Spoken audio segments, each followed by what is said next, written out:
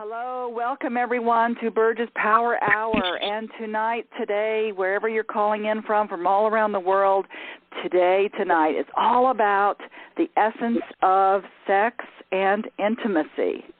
So I'm assuming I'm going to have quite a few people on the call tonight because for some people that's an interesting topic. And for those of you who do not know me, I'm Burge Smith-Lyons, and I've been involved in this personal growth transformational work for over 35 years. So I'm kind of I'm an old person, or I've been experienced, let's put it that way.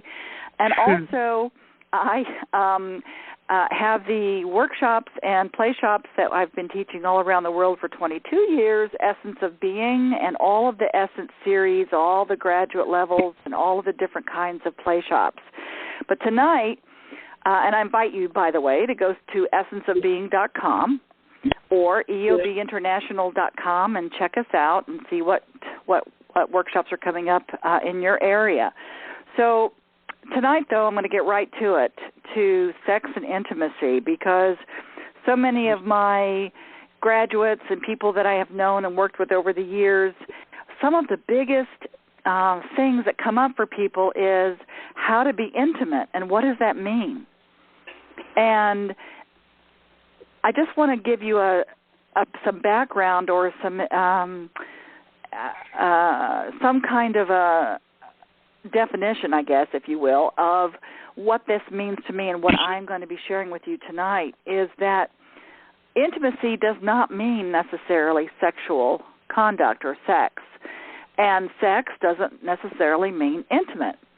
So to put these two together, many cultures and many people believe that you have to have one or the other or both, and whatever your belief system is around all of that is perfectly, if it's working for you, that's great. What I'm going to be doing is sharing just some information, some knowledge, some different types of maybe ways of thinking about what the essence of sex is for you, what intimacy can be for you and how that looks.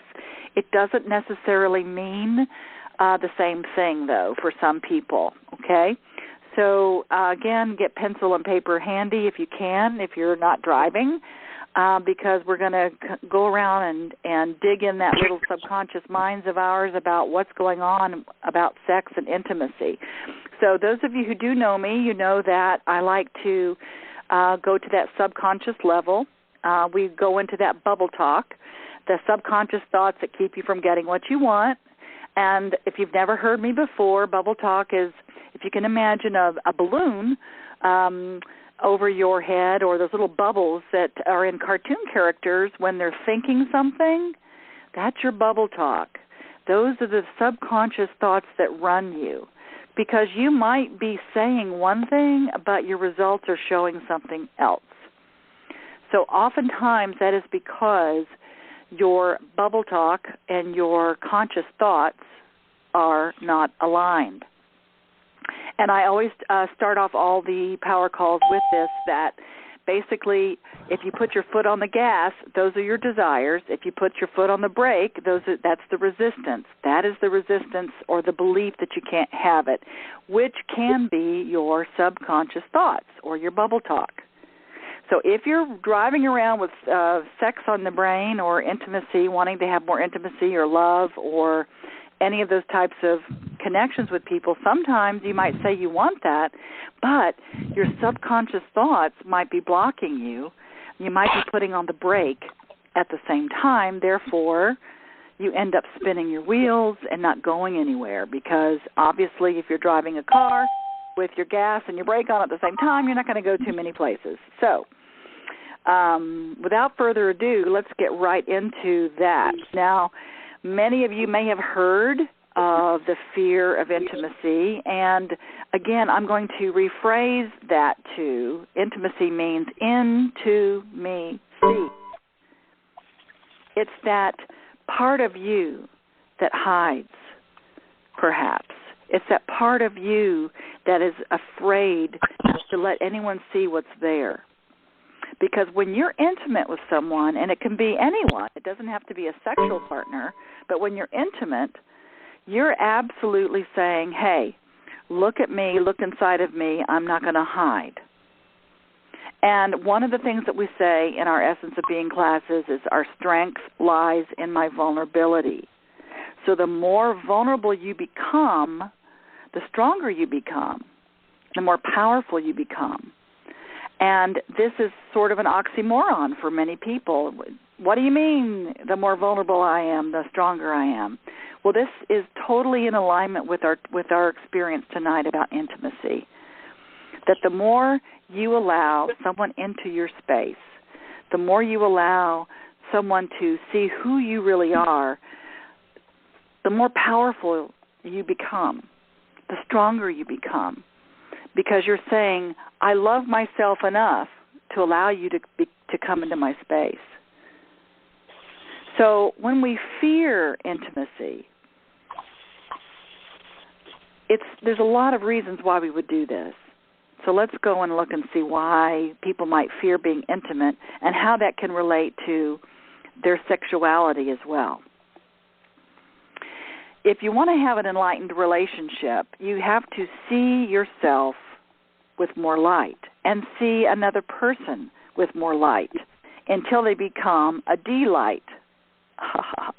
So enlightened can simply mean you see more light within yourself. You see yourself in the mirror burning bright, seeing that innocent child there, the one that really wants to play, the one that wants to be alive, the one that wants to explore, and to see another person in that same light. And then it becomes delightful to be with that person. So all of this starts with you. The things that can keep us from being intimate is our fear. So our fear of safety, our fear of maybe competition. In other words, we've competed all of our lives for attention from our parents, from our siblings, from all kinds of, from our teachers. So we have learned at a very young age that we have to compete for attention for many of us. And so it sets us up to really start to feel feelings of jealousy, have sibling rivalry, whether or not we're an only child or not, we still can have sibling rivalry because we are trying to compete for attention from our parents from a very young age. And what will happen with these fears of competing is that a lot of times when we're intimate with each other, that sets up that competition again. It's repressed. And it can also set up that old feeling of feeling rejected and that there's not enough to go around. There's not enough parents to go around. There's not enough teacher to go around. There's not enough love to go around. There's not enough whatever, fill in the blank, to go around. And so we feel upset and angry, and we start repressing all those feelings. And so what I mean by competition is that oftentimes when we're afraid to be intimate with someone, it's because we feel like it can do is bring up that competition with the other person. So let me give you some examples. We'll say to somebody, hey, you know what, I'll seduce you with my most lovable qualities, but I really won't let you into my heart, because if you saw who I really am, you'd reject me. So many times when we get into a relationship and we want to be intimate, whether it's a sexual relationship or not, we will offer them, we'll seduce them with our most lovable qualities that we think are lovable. But we'll stop at allowing them to really get into our heart because we're afraid that they might find out who we are and reject us. So again, this all starts from that position of loving yourself. So happiness can the result of having happiness in our life and being intimate with somebody is choosing to let go of any projections that we have about us, because we will project all of those things that we feel about ourselves onto other people. So we have this weird kind of paradox of fear that goes on around all of that. We say, okay, I want to get close to you, and I have a need to be close, but at the same time, we're afraid of getting close because we want to avoid any situations that are like any kind of past situations. So if we've had bad relationships in the past and we felt like maybe sexuality was not, we didn't like ourselves enough to experience sex or to experience aliveness, because that's what I call sexuality, by the way, is our life force. If you look at sex as being life force, if you look at our sexuality as allowing life force to run through you, then all those other projections that we put around sex can wither away, because really it's all about breathing in more life force and being innocent with who we are, because we are sexual beings. So let me go back to the paradox of fear, that we say, hey, we really want to get close to somebody and we really have that need, but we're afraid of it because they're going to find out who we really are if we have these feelings, these deep-seated subconscious feelings about we're not fill in the blank. We're not good enough. We're not sexy enough. We're not tall enough, thin enough. We're not smart enough. We don't have what it takes to appeal to the opposite sex or the same sex, whatever your sexual mentality is, or however you want to bring that about. You don't have to have heterosexual tendencies to feel this paradox of fear. So can whoever's talking in the background, can you hit *6, please? Hit *6 so we have no background noise, or I'm going to have to mute everybody. Okay, *5. I'm going to have to mute everybody if you can't mute yourself. Okay. So the other paradox of fear is this: we have a fear of getting close, and then we also have a fear of being alone. Okay, I'm going to go ahead and mute everybody.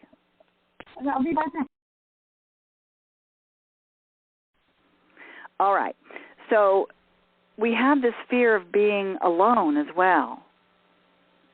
So we have this need to be separate and independent, and yet we have a need to be close. So it's this paradox that we walk around in. So we simultaneously want to avoid situations that are like the past, if we've had any kind of issues in the past, and at the same time, we attract similar situations to clear and heal in order to be free of them. Remember what I have said all along, that love brings up everything unlike itself for the purpose of healing. That is why we get into relationships, is because when there's a lot of love present, it brings up everything unlike itself for the purpose of healing. So even though we simultaneously want to avoid those situations that we've had in the past, and maybe people are going to find out these terrible things about us that we think about ourselves, and at the same time we want to attract the same exact things to us to clear and heal it in order to be free of them. So it's this weird kind of paradox that we get into if you believe that love brings up everything unlike itself for the purpose of healing it. Because if you don't heal whatever it is that you have in your past, of any patterns that you've had from sexuality, from intimacy, it's going to keep reoccurring over and over and over again. Okay, so let me talk about why that is, about why things come up for us sometimes in a sexual relationship or in an intimate relationship that we just seem to can't bust through. It's because we haven't looked within, and we see lack within ourselves. We see the lack that we're not enough. So when we see that, or we fear that we're not enough, or we're going to be rejected, then that's exactly what we create on the outside. So in order for us to have high self-esteem, that's a huge part of this. If you really want to have great sex, great intimacy, it's that high self-esteem is so important. To love yourself enough and your body, to have that self-worth, to say, hey, you know what? I am willing to receive my sexual desires. I'm willing to receive, to be intimate and love myself, and to be responsible with my sexual experiences. Because a lot of times what happens is, think about this in your life, maybe you've done this, or maybe you've had this done to you. People withhold. They withhold what they want. And so they withhold their sexual desires, or they withdraw their energy, and then they resent the other person for it. So think about that in your own life. Are there places in your sexual relationships that you've had, or intimate relationships, where you withhold your true feelings, that you withhold what you really want? And then you end up withdrawing your energy, and then you turn around and resent that other person. That's because sex and intimacy, it can activate so many things within us that we have not healed ourselves. Sex can activate birth trauma. It can activate any kind of fear that we're not good enough, because of our self-esteem and our self-love for ourselves. But truly, my belief is that sex can actually, and being intimate with someone can actually release stress. It releases any type of, actually they've proven this in physics now and in biology, that when you have the act of sexual activity, it actually releases endorphins. That is a stress reliever. So sex could actually help you release your stress, but a lot of times people are afraid to really go there and go there completely as a spiritual act. Now, this may or may not, you may or may not believe this. This may not be your belief system, and that's okay. But my belief is that sexuality can be a spiritual act, meaning it's something that is life force energy running through me. Sex is an aliveness, creative power. Sexuality, just give yourself permission and know it's safe, because what seems to stop that for many people is that they don't feel safe. A, they don't feel safe because they feel like they're going to get hurt. B, because of past relationships or past experiences, they don't feel safe. C, they feel like they don't want people to know their inadequacies, so they have to pretend, and so they'll just go as far as they can without really completely surrendering to the whole experience. So if you turn your thoughts into saying, okay, sex is a spiritual act, sex is aliveness, it's life force energy running through me. I mean, look at it. It's an innocent creative power. Sexuality is your creative power. I mean, think about it. Sex creates babies. I mean, that's the most blessed, sacred thing you can do. But you can also make that, and you can also say it is creative life force. It brings life force through you. But if you're afraid to be intimate with someone, or if you're afraid of the sexuality part of that, because of, like I said, all those fears that we already talked about, then that can stop you. It can block you. And some of the ways that we block it and that we pull back from all of this is sometimes we go numb. We cut off our sensations, we stop breathing, and we shut down. We just numb out. Some people can have sex and just be numb. Some people feel like the intimacy is too painful, so they just numb out. That's one way you can pull back and not feel the experience of being alive. Another way that you can pull back is you make each other wrong. So a lot of times when you're with a partner or with someone, if you make the other person wrong, it makes you feel better than. So you're projecting all of your inadequacies onto them. Another way that you can pull back is you just play your old tapes. You play all of the old things that have happened to you, all your old patterns in your life about what's going to happen, and you project all of that into, you already play it all out, so it's already happening in the future, so why bother? We also can pull back our intimacy by having power struggles.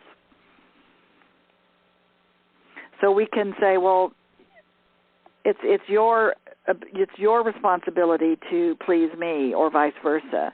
Or the power struggle is, I've got to be able to have power over you in order to make me feel better about who I am.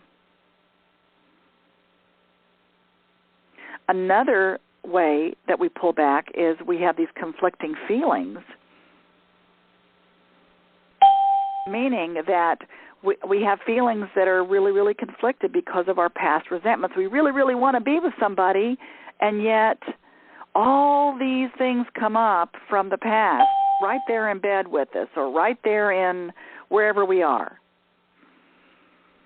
All of these feelings keep coming up that we think is going to happen again. So it's all these past resentments that we have not released and let go of, and we project it over and over and over again onto our partner.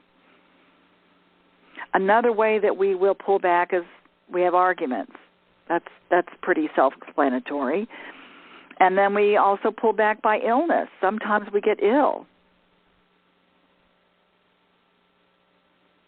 So a lot of times we'll get ill so that we don't have to experience our sexuality.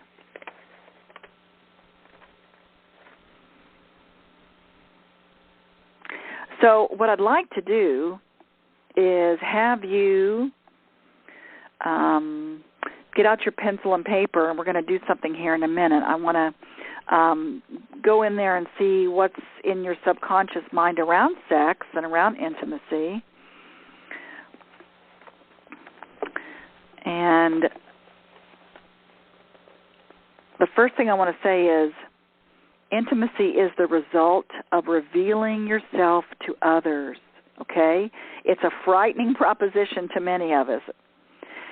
So sometimes we might say, hey, the more I let you see into me, the more intimate I tend to feel with you. But I'm scared. I'm too scared to be vulnerable. Thinking that you'll see who I fear, who I am, and then I'll withdraw and I'll disconnect and I'll separate myself from you, never surrendering to my real hidden self. So we have these hidden selves that we're just afraid, we don't want anybody to tap into that because we're afraid we'll be rejected. So we have this conflict between our addiction to privacy and our longing for intimacy. And we've developed pretty sophisticated defense systems behind where we can hide. We carefully select which aspects of ourselves to reveal, so we can hide what we dislike about ourselves, so nobody will notice and they won't disapprove of us. And again, I'll say it again, we play this game. Hey, I'll seduce you with my most lovable qualities that I'm willing to allow you to see, but I won't really let you into my heart, because if you ever saw who I really am, you'd reject me.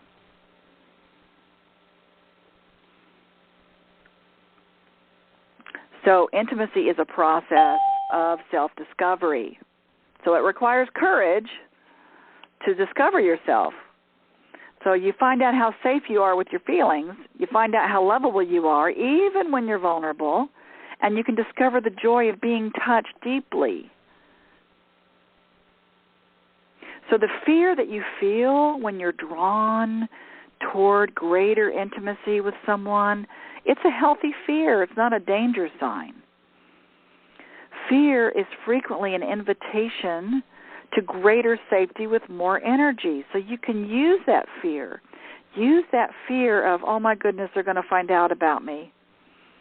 Use that fear to have an invitation to find out more of who you are. Lovers seek new levels of surrender, by the way. So fear forward, my friends. Fear forward in this. So accurately revealing who you are is hard work, but not necessarily have to be really, really hard, because that's what we do in all of our classes. But sometimes you may think, why struggle to explain it? Why risk rejection? Why do I have to do this? And yet the need to be close to others, to let them inside, keeps coming up for us, right? We still want to be close to people. And some of the things that make self-disclosure worth the trouble is having closer, intimate relationships and having your sexuality and your aliveness and that kundalini, that connection to spirit, if you want to have the sexual connection, to allowing that to come through. That is that's worth it to me. So self-disclosure may be scary, but if you hold back because you anticipate you're going to get rejected or disapproved of, you miss a lot.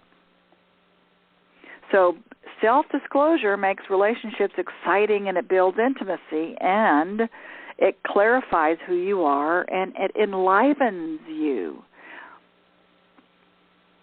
So if you don't have self-disclosure, you're isolated in your private experience.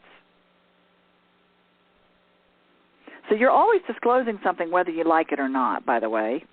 You can't help disclosing yourself. So you do it whenever you're around other people. Even if you ignore them, your silence and posture, that's disclosing something.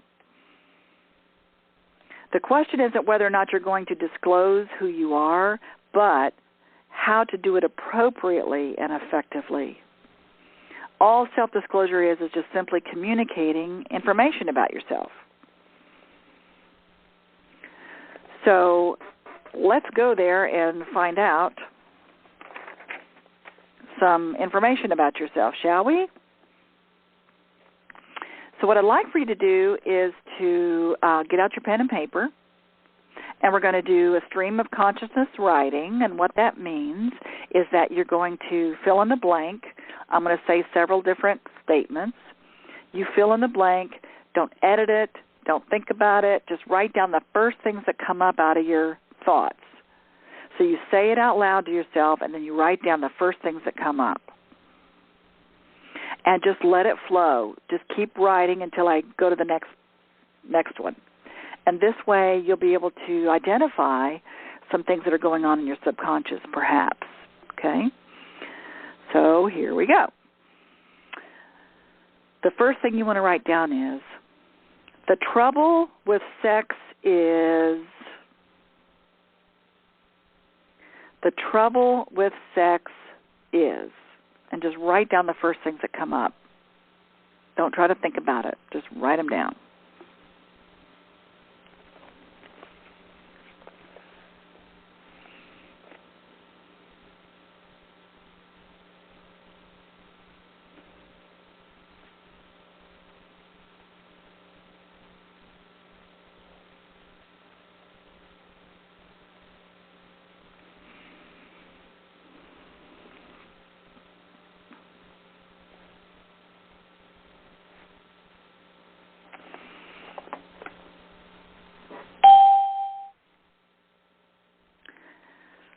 And just finish up on the one you're on.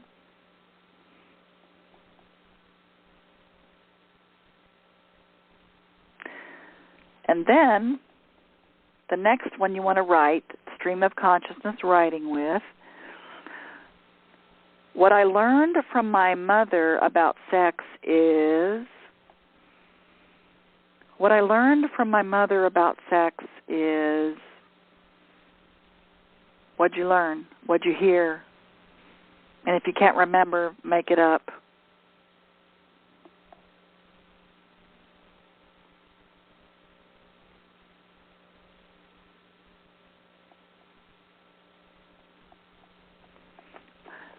Or whoever your female caregiver was, if you didn't have if you didn't live with your mom or raised with your mom.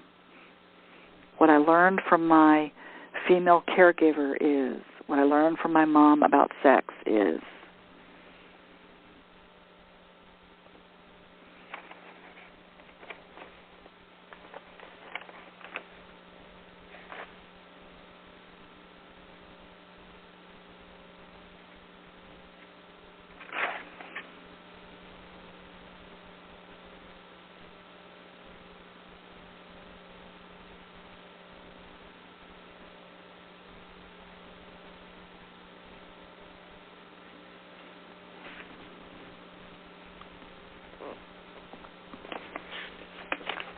And then finish up on the one you're on.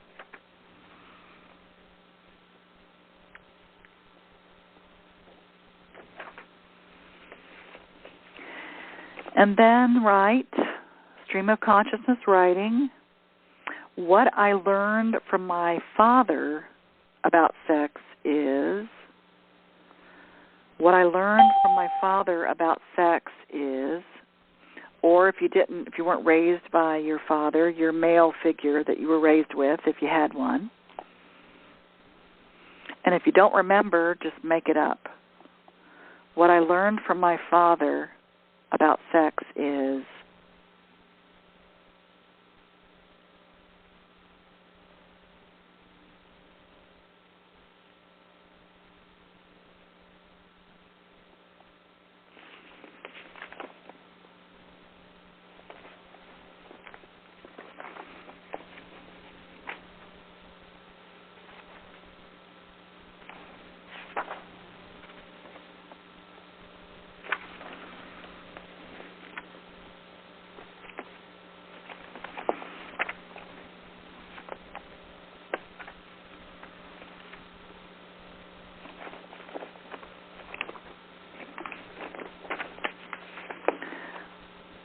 And then finish up on the one you're on.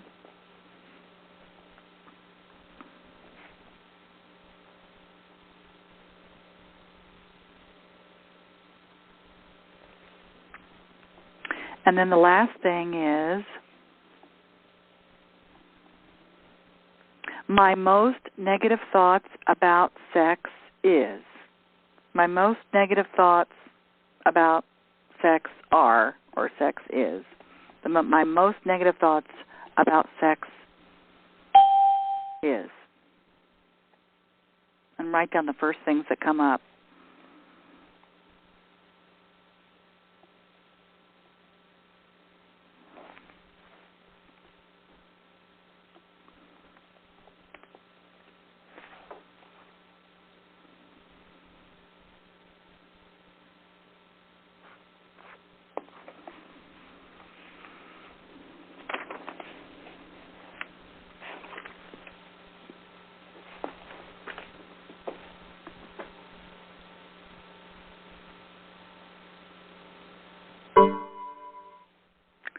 Okay.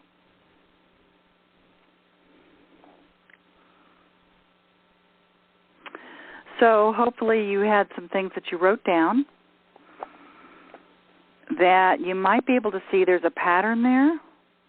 And just look at everything you wrote down or thought about and see if any of those popped up more than once.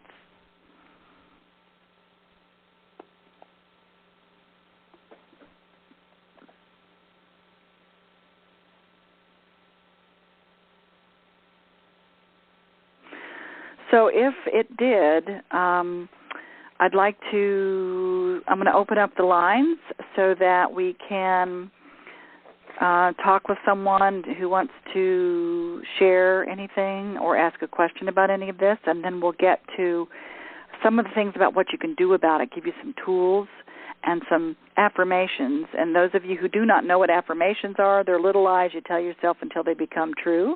They're your affirming thoughts that you may or may not really believe right now, but you'd like to believe them, okay?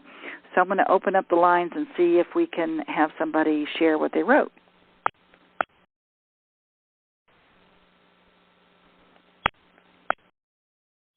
Okay, who do I have out there? Hi, this is Melissa. Hi, Melissa. Hi, I wanted to share So, first. No. Okay, so I need everyone else to hit star 6, please. Because I'm hearing a lot of background noise. Go ahead, Melissa. Okay, the first one that you had mentioned was the trouble with sex is, and I would say I don't trust anyone. That I don't trust what? I don't trust anyone. Okay. All right. And did that come up again in any of the others? Not necessarily.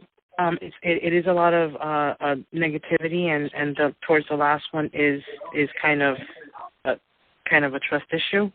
So okay. Yes and no, not as often, but it did come up again. Okay, so trust is a major factor here. Yeah. Okay, so when you have you been betrayed before? Yes, I have.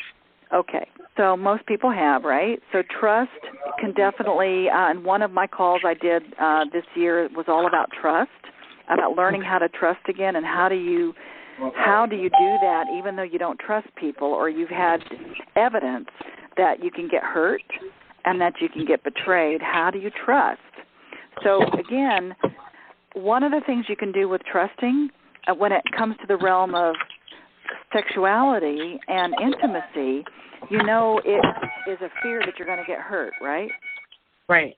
Okay. So what you focus on expands. So what you've had all of this evidence probably all through your life where that if you open up and you allow someone to come into your space, that they could possibly hurt you or betray you. And so, of course, people are going to shut down. You don't want to feel that. Right. So trust is a choice. It's an absolute choice to have. So when you don't trust anyone in your life, it's hard to, let me ask you a question. Do you trust yourself? Somewhat. I'm working on that. Okay.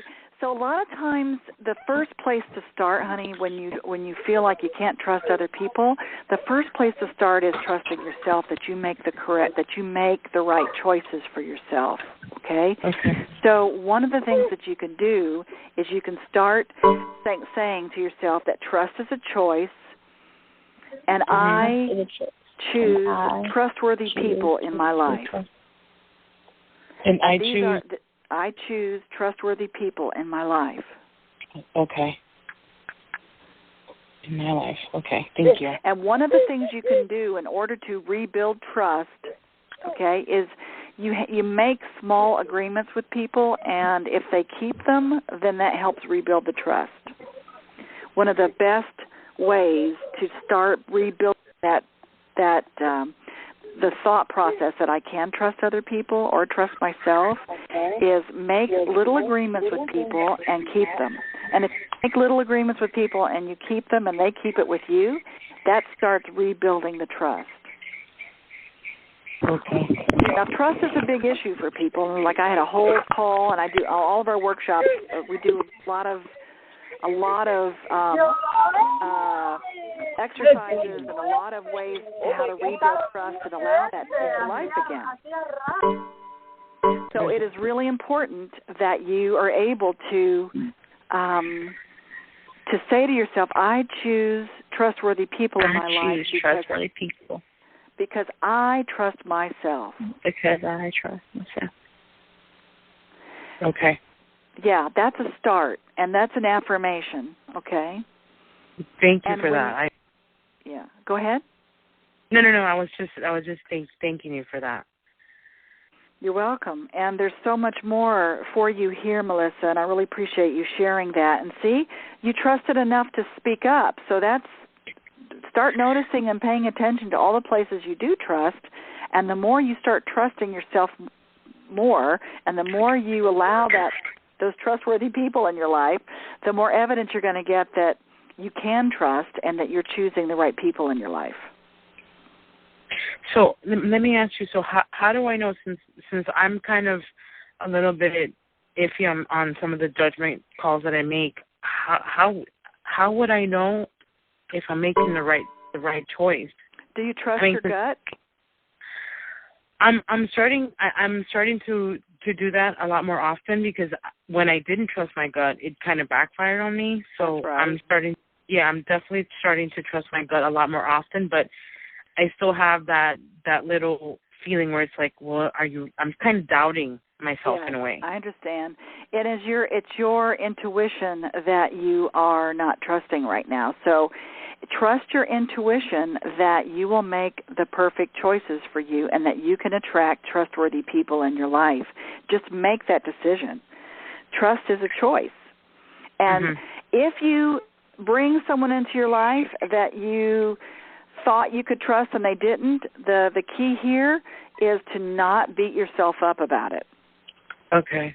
Because the more guilty you feel about it and the worse you feel about that, the more you will attract to you someone that will beat you up. Because if you believe that what you think you create, if you believe that you have the power to create whatever you want in your life, that you're co-creating with people, okay? And if you feel guilty and beat yourself up about other choices you've made, then guilt demands punishment. So you will demand punishment in your life, and it's all subconscious. This is nothing that you wake up every morning and say, I'm going to punish myself today. It's not a conscious thought. This is your bubble talk, that unconscious thought that keeps you from getting what you want. So just be mindful that if you make a mistake, to forgive yourself and correct without invalidating yourself. Just make a new correction without invalidating yourself, because the more you invalidate yourself and the more you doubt yourself and the more you beat yourself up, the worse it makes you feel, and then you keep attracting people to you that will punish you because that's how you feel. Got it. Okay. Got it. Okay, excellent. Thank you so much. You're welcome, honey. You're welcome. Does anybody else want to share one other thing? Me? Anybody else? And I think you have to hit *6 to unmute yourself. Burge, I have one. Okay. Dave Savage here. Hey, Dave. Hey, how you doing? Good. Are you calling from Hawaii? No, I'm in California, actually. Okay. I was like, where in the world is Dave Savage today? Okay. Yeah, come see me. I'll be out there soon. So I got a couple of things here that I just never wrote down, didn't realize. But my big challenge is that whenever I get too close to people physically, not intellectually, I'm good there, but physically getting close to people makes me feel like I'm going to freak out. Okay, so you just have a physical reaction, or you have an emotional reaction? I have an, oh my God, this feels weird. I don't know. It's I'm worried that they may not have good hygiene, or my skin starts crawling when I get too close. It doesn't matter male or female. I have this really funny thing about personal space, and it's like I can't really break through that. And if I do, it's only fleeting when I can kind of let myself go and have the intimacy and not be worried about it. Okay. So I can't really enjoy it, or, I don't know what it is, but man, it's a physical body reaction. Okay. So I have an exercise for you that will help you break through this, and it could be, as you know, because we've done a lot of work together, it could be all kinds of reasons why that is, with belief systems and evidence that you've had in your life. But I would every day get as close as I can to as many people as I can and say, it's safe to be close. It's safe to feel. It's safe to be close. It's safe to be close. It's safe to. You're going to look at me like I'm weird. No, you don't say it to them. but this is something you say to yourself. But you get really close to them, and you just and people that you know, if you have friends or family or whomever, right? So the people that you know, you can touch their hand. You can activate the part of you that is not afraid by saying it's safe to be close. And it's sort of like it is a comfort zone, okay? So the comfort zone that you've had, where you don't want to get close to people, or that it freaks you out, right? That's that's where you go to. That's your default. So what this will do is help restructure your default, so that every time you're with someone and you touch their hand or you touch their shoulder, you are basically reframing that on a physical, emotional, mental level, saying it's safe to be close, it's safe to touch, and it's safe to be close. I think for you, if it's a physical, emotional reaction, then it is definitely something that you can overcome and move through if you practice touching people while you're saying it's safe to be close. Because it just feels so awkward. I don't know what it is. But yeah, of course it's almost awkward. Now people can put their hand on my shoulder. Even just touching their shoulder. Even just sitting next to somebody and just leaning over and touching their shoulder, saying to yourself, it's safe to be close, it's safe to be close. So what you'll be doing is you'll be pushing yourself through this, actually consciously moving you through, because obviously there's a subconscious block there. And I can't really go through the whole thing on the phone about it, but there's definitely a subconscious block there that is preventing you from connecting on that level. So it could be for a lot of reasons, hon. And so that's something that we can work with offline.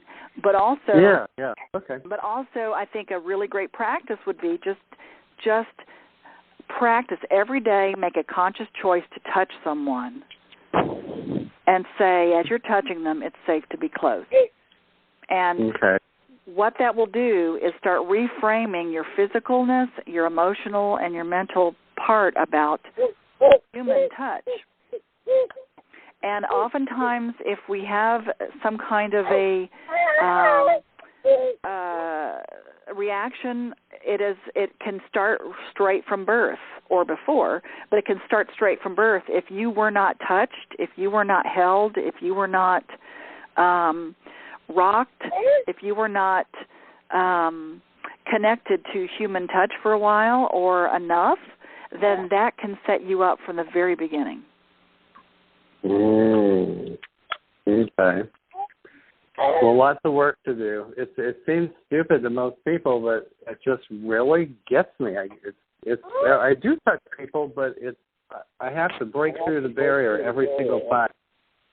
It's crazy. When you touch them, make the conscious choice to say it's safe to be close and it's safe to touch. Okay, I'll try it. Because it's a safety issue. Yeah, try that, hon. And we can work offline, for other ways to do that. But thank you for that. And it's great to hear your voice. It's great to hear your voice, too. Okay. So what I'm going to do is I'm going to give you, all of you, some affirmations. Remember I said little lies you tell yourself that they become true, to help you with any kind of fear of intimacy or fear of the sexual connection that you really, really want, which are going to be some self-esteem. It's really about, like I said from the very beginning of the call, it's all about you. It's how you see you. If you can look in a mirror every morning and touch yourself every morning, caress your face, your hair, your arms, and stand naked in front of the mirror every morning and be as vulnerable and innocent with your body as much as possible, and just say over and over and over again, I love you. I love you. You say it at least 10 times while you're standing there, actually touching your body and saying, I love you, and looking in the mirror, in your eyes. And what this will do is it will help you reframe any kind of fear that you have around that you're not lovable, that you're not wanted, that you're not good enough, that you're not perfect just the way you are, that you're guilty, and that you're afraid to be close to somebody, because the first person you have to be close to and love is yourself. So that is a wonderful, I've said this type of practice before in other calls and in our workshops. Just stand in front of the mirror and be vulnerable every morning and say, I love you, I love you, I love you. And one of the, I'll give you several affirmations that you can use if any of this resonates with any of you. You can say, I love myself no matter what. I love myself in the presence of others.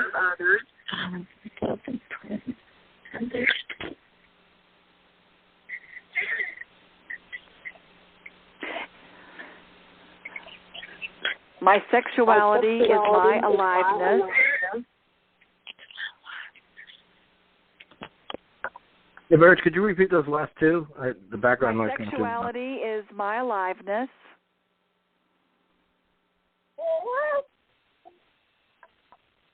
And I love myself in the presence of others.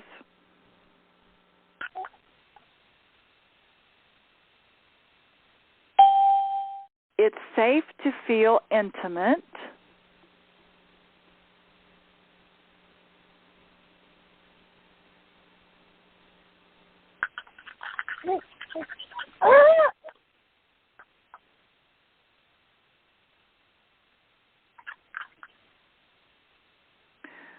I am now willing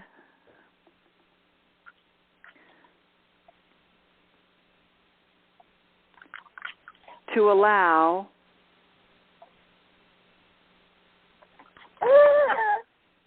my ideal loving relationship.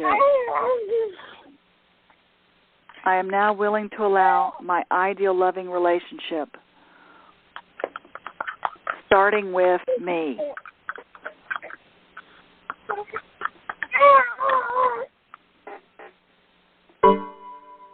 Is the kid in the background a PSA for condoms?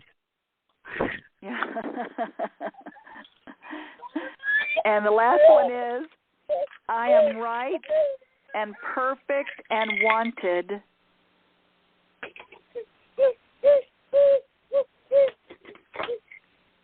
I am right and perfect and wanted. I am right. When I feel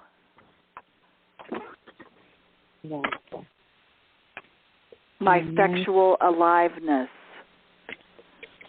I am right and perfect and wanted when I feel my sexual aliveness.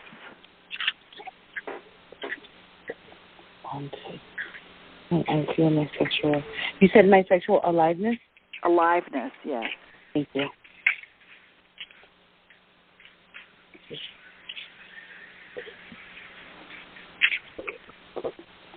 Because remember, to me, sexuality is life force.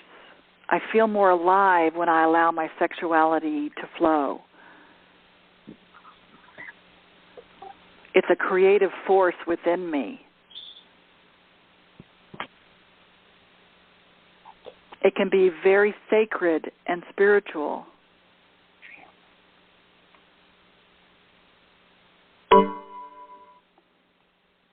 Birch, I just want to repeat it again.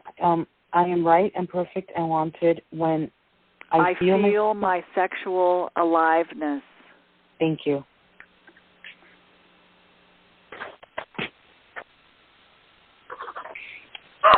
Birch, may I ask one quick thing? Sure.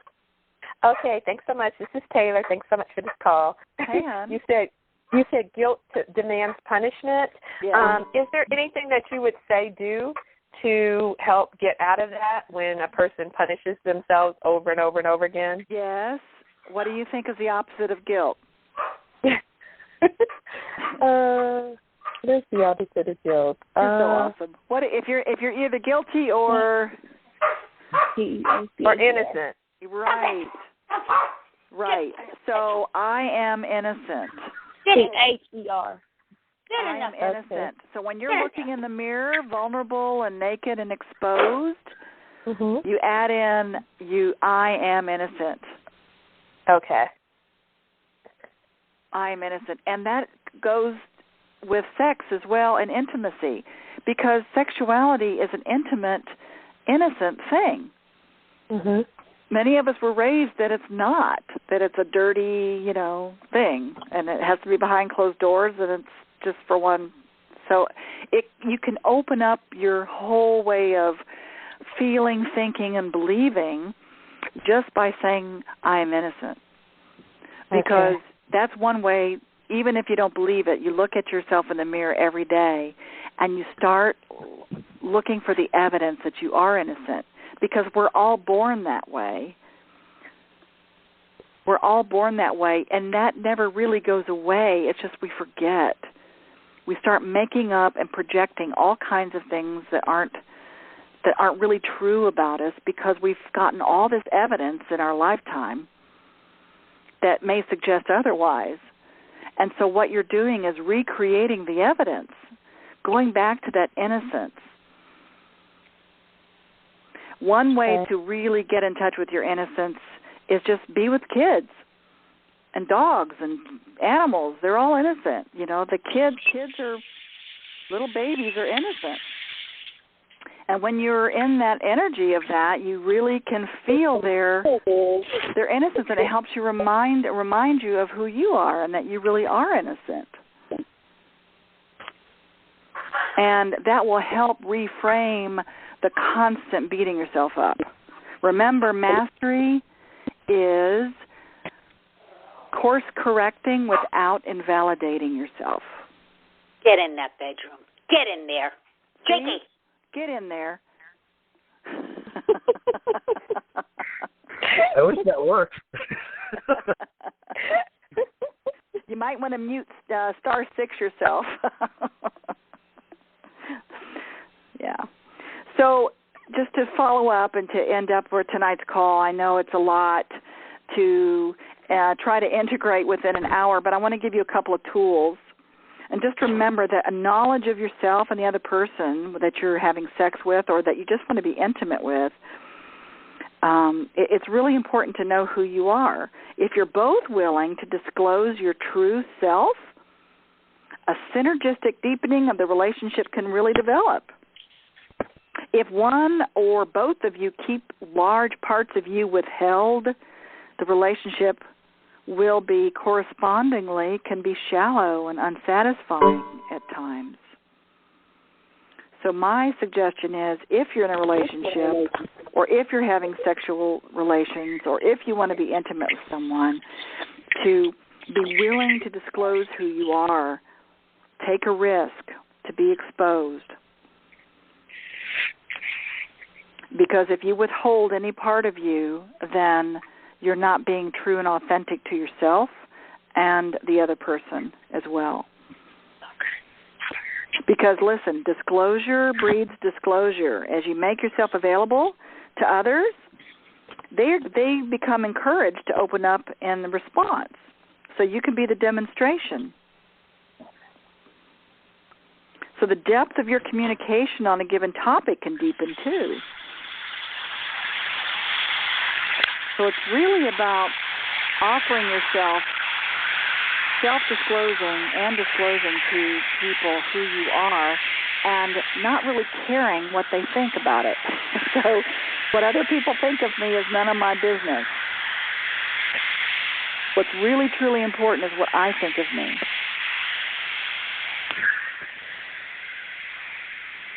So you often don't disclose yourself out of fear, because we have the fear of rejection we talked about, fear of punishment, fear of being talked about, fear of someone taking advantage of us.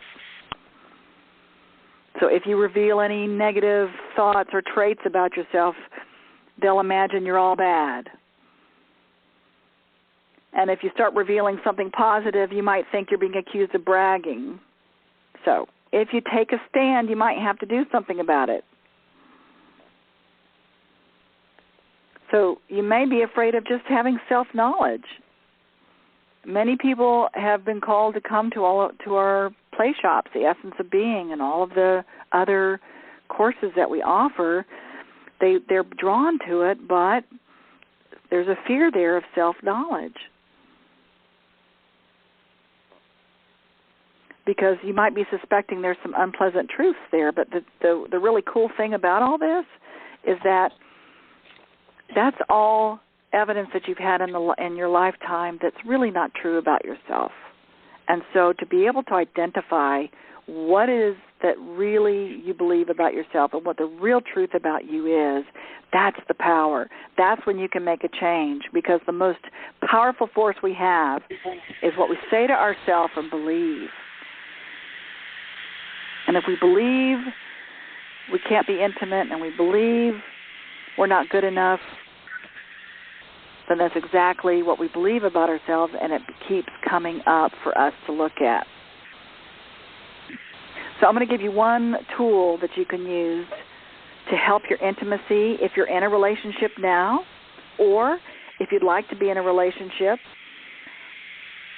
This is a really, really powerful, intimate tool to use. It's called the wet truth process. And what this is you get into a tub of water naked with the other person, and you sit knee to knee, and you look at each other in your eyes, and you tell the truth about whatever you're feeling. So the other person doesn't speak. All you say is, what I feel like saying is, and you tell them whatever your truth is. You speak up. You say whatever you feel. And they can't deny it. They can't talk about it. They can't have a conversation about it. They can't argue with you. They just listen. And then you have the other person do it. And then you can't speak or say anything to them. You just listen. Just allow yourself to listen to what they have to say. And the reason why I say get in the tub and be naked is because you're exposed and vulnerable, and water is emotion. Water amplifies things. And it's a really intimate space. And it allows you to basically disclose how you feel.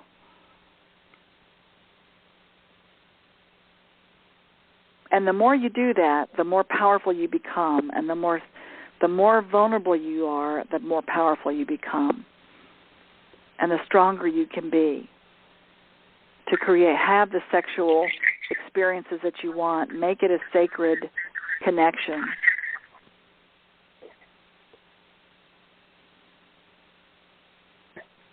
And remember, you can be intimate with someone without having sex.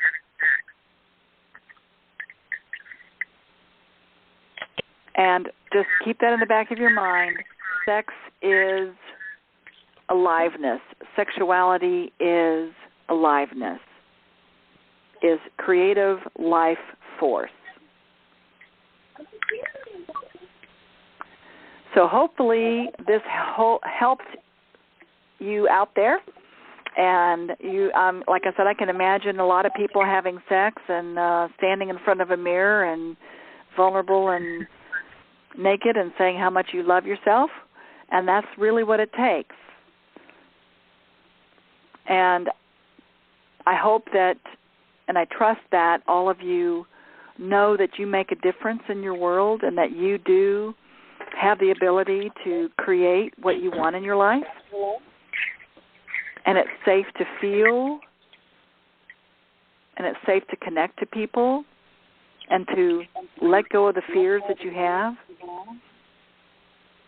because it's just false evidence appearing real, and we're just trying to give you new evidence. And for any of you who would like to join us for Essence of Being next weekend in Florida, we'll be there this coming weekend, the 23rd, 24th, and 25th.